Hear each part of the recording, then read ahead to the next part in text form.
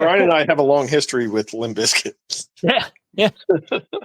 I love me some Limp Bizkit. We saw them open for Faith No More before their album was even out. Right. Yeah. Wow. And they all came out too late to a hostile Philadelphia crowd. Very hostile. What was this? The Electric Factory? It was. It was the Electric Factory. Yeah. So they come up on stage. Nobody knows who they are. They didn't have an album out. No, they didn't have an album out. They're all wearing masks. They're late, so the crowd's getting antsy anyway, and they don't do anything for a full 5 minutes. They just stand there. Yeah, they played the instrumental that ends their first album, which is very long and droning. I don't think they played the whole thing, but they played a long chunk of it. It went forever. The crowd was already furious because the show started late, and the entire time they played the instrumental, Fred Durst, in a mask, mind you, had his middle finger up. And the boos were rising and rising and rising till I was like, these guys are going to get booed off stage before they even do anything. And it only took 3 songs before they got booed off stage. But yes, I will say they went into Pollution as the first real song. Yeah. And to this day, and again, no one knew who they were or had heard a single song of theirs.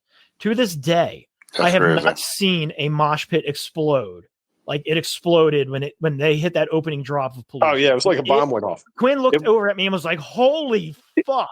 Dude, it was unbelievable. It was like, I guess it was just like the pent up anger.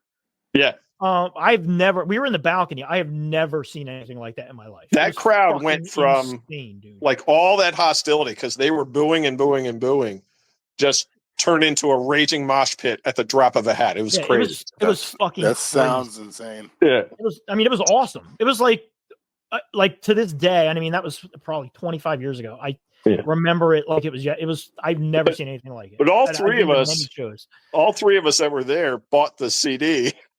Yeah, I went to Rainbow Electric Factory. They're selling they CD. They didn't have it yet. Oh no, it wasn't out. That's right. Because you found it. I went to Rainbow Records the next day, and I was like, "Yo, I'm looking for this band I saw." That's right. Called Limp Bizkit, and the guy was like, "What?" And I was like, "Yeah, dude, I don't know." And he had to get out his binder because again, we're talking. Yeah. It was July of 1998, maybe or something, or 97. So he had to get out his binder, and he's like, "Yeah, that doesn't even come out for like 3 weeks." That's right. I mentally made a note, and I went back the day it came out and picked it up, and I still love that album. But all three of us bought it. Yeah, we loved every song. Yeah, it is a great album. And then we saw him again shortly after the album came out, opening for Deftones. Were you at that one, Quinn? Yes. Is that one where he said the Electric Factory doesn't give a fuck about you people? Yeah, maybe.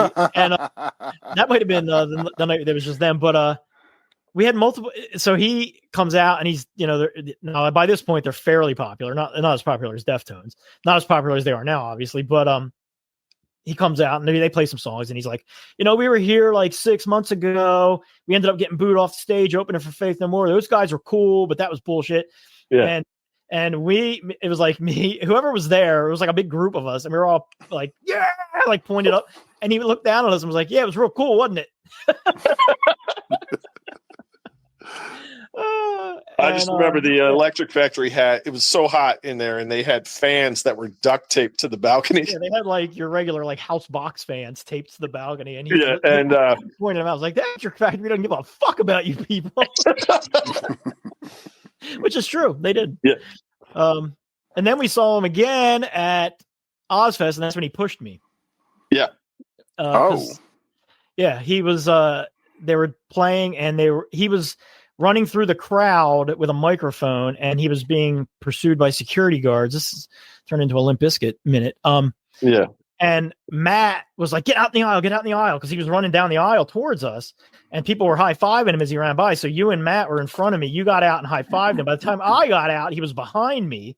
Right. So I grabbed his shoulders as he ran by. He turned around and shoved me so hard. And and it's like Ozfest. It was like the well deserved. Yeah, well deserved. And it was like the middle of the day. And then remember, we were walking in that little alleyway between the where the main stage is. Yes, behind the venue. Yes, behind the venue. And he was walking towards us, and we were like, "Oh, what's up, Fred?" And he was real cool to us. And then I was like, "Hey, man, why'd you push me?" and he was like, "Oh man, my bad. Security guards were just all over me," and he gave me a hug. Yeah, he said, "I thought you were security." Yeah, that's awesome. Hey, you got a hug out of it, bro. Yeah, that's our Limp Bizkit. That was a nice Limp Bizkit spiel. That's our Limp Bizkit.